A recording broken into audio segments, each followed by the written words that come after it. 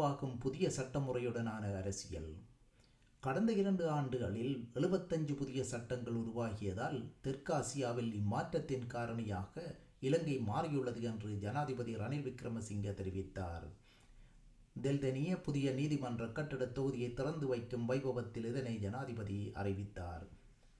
ஒரு நாட்டில் நீதி நிலைநாட்டப்படவில்லை என்றால் அந்நாட்டுக்கு நாடு என்ற அங்கீகாரம் கிடைக்காது. இதனால் அபிவிருத்தி இருக்காது, முதலீடும் இருக்காது. எனவே புதிய சட்டங்கள் ஏற்றுமதி பொருளாதாரத்தை உருவாக்குவதற்குரியனவாக இயற்றப்பட்டு ஊழல் தடுப்புச் சட்டங்களும் நிறைவேற்றப்பட்டு நீதி நிலைநாட்டப்பட வேண்டும் என்று கூறியதுடன் அனைவரின் ஆதரவும் கிடைக்க வேண்டும் என நான் எதிர்பார்க்கிறேன் என்று ஜனாதிபதி தெரிவித்தார். கழிவுகளினால் மாசடையும் குடிநீரை பெறும் குளம் சுத்திகரிப்பதில் சிக்கல். கிளிநொச்சி மாவட்டத்தில் குடிநீரினை வழங்குவதற்காக இரணைமடு குளத்திலிருந்து கிளிநொச்சி குளத்திற்கு நீர் மாற்றப்பட்டு சுத்திகரிக்கப்பட்டு விநியோகிக்கப்படுகிறது. வைத்தியசாலை கழிவுகள், இராணுவ முகாம் மற்றும் நகர்ப்புற கழிவுகள், தொழிற்சாலை கழிவுகள் கலப்பதனால் அதிகளவு குளோரின் பாவிக்கப்படுவதை உணர முடிவதாக உள்ளது என்று இரணைமடு விவசாய சம்மேளனத்தின் செயலாளர் முத்து சிவமோகன் கிளிநொச்சி மாவட்ட அபிவிருத்தி குழு கூட்டத்தில் தெரிவித்தார். இவ்வாறு கூடுதலாக குளோரின் பாவிக்கப்படுவதனை தானும் உணர்ந்ததாக அமைச்சர் டக்ளஸ் தேவானந்தாவும் தெரிவித்தார்.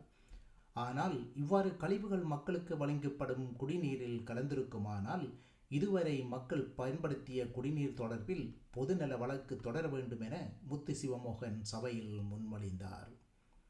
இலங்கையில் உள்ள நீர் சுத்திகரிப்பு நிலையங்களில் உயரிய சுத்திகரிப்பு நிலையம் கிளிநொச்சியில் தான் உள்ளது என்பதனை நீர்வளங்கள் சபை பொறியியலாளர் தெரிவித்தாலும் அமைச்சர் இவ்வாறு கிளிநொச்சி குளம் மேலும் அசுத்தமாவதை தடுப்பதோடு மக்களுக்கு நன்னீர் கொடுப்பதற்கு வேறு மாற்று நடவடிக்கை எடுக்க வேண்டும் என்று கூறினாலும் அதற்குரிய நிதி இல்லாததும் எல்லா மக்களுக்கும் போதிய அளவு குடிநீர் கொடுக்க முடியாதென்றும் கேள்வி எழுந்துள்ளதும் குறிப்பிடத்தக்கது. ஆழ்கடத்தலுக்கு அதிகபட்ச தண்டனை. ஆழ்கடத்தலில் ஈடுபடும் நபர்களுக்கு எதிராக தராதரம் பாராமல் சட்டத்தின் மூலம் அதிகபட்ச தண்டனை வழங்கப்படும் என பாதுகாப்பு இராஜாங்க அமைச்சர் பிரிமித்த பண்டார தின்னக்கோன் வலியுறுத்தினார். ரஷ்ய உக்ரைன் போருக்கு ஓய்வு பெற்ற இராணுவ வீரர்களை கூலிப்படையாக பயன்படுத்தி ஆழ்கடத்தல் ஈடுபட்டதாக சந்தேகத்தின் பேரில் ஓய்வு பெற்ற சிரேஷ்ட இராணுவ அதிகாரி உட்பட மேலும் சில சந்தேக நபர்களை கைது செய்து உள்ளதாகவும் அவர்களுக்கு எதிராக சட்ட நடவடிக்கைகள் எடுக்கப்பட உள்ளதாகவும் இராஜாங்க அமைச்சர் தெரிவித்தார். கிளிநொச்சி மாவட்ட சாரணிய ஆணையாளராக சி. விக்னேஸ்வரன் நியமிக்கப்பட்டுள்ளார்.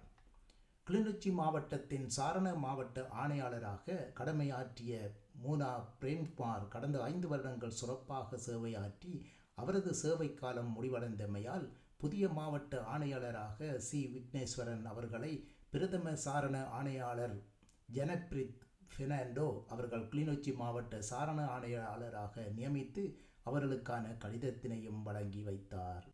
இலங்கைக்கான அமெரிக்க தூதுவர் ஜூலி சங் யாழ்ப்பாண மாவட்டத்துக்கு விஜயம்.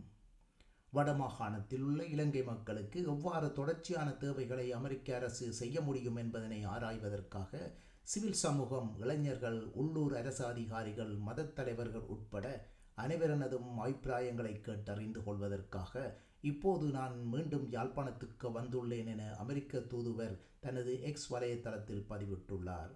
சுன்னாகம் ஸ்கந்தவரோதய கல்லூரியின் விவசாய மாணவர்களுடன் மரசுழற்சி, பாதுகாப்பு, மரங்கள் நடும் முறைகள் பற்றிய விழிப்புணர்வை உருவாக்கும் முகமாக சிறப்பு நிகழ்ச்சியொன்றும் ஒழுங்கு செய்யப்பட்டது.